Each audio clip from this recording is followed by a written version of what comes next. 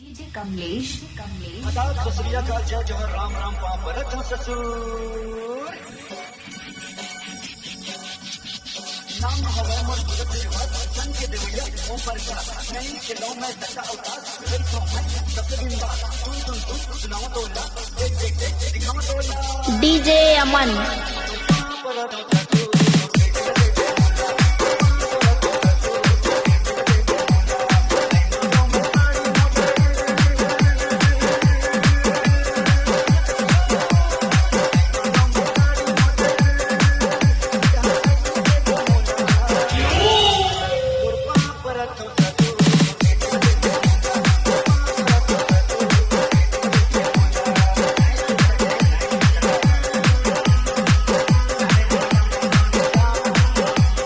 DJ Kamlesh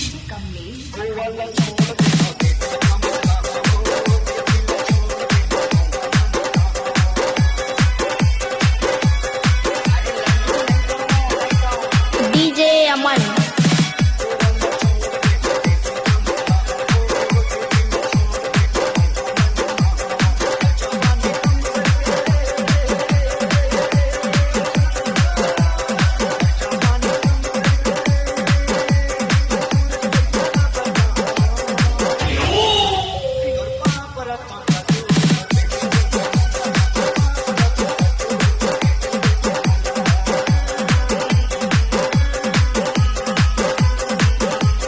DJ Kamlesh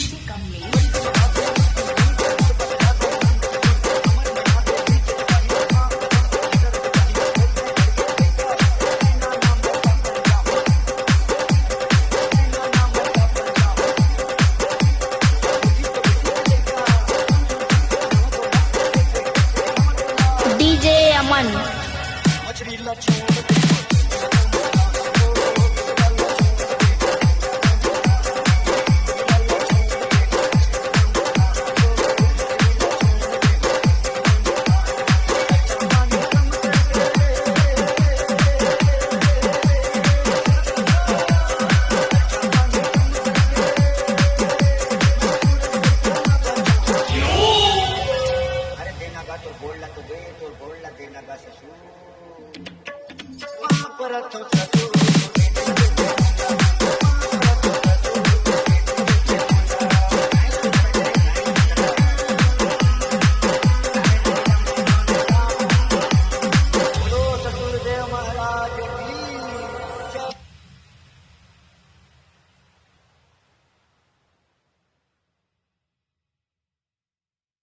DJ Kamlesh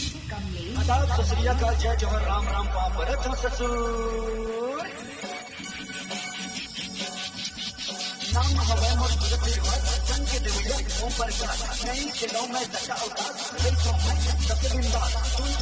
सुनाओ तो ला देख दिखाओ तो ला डीजे अमन भरत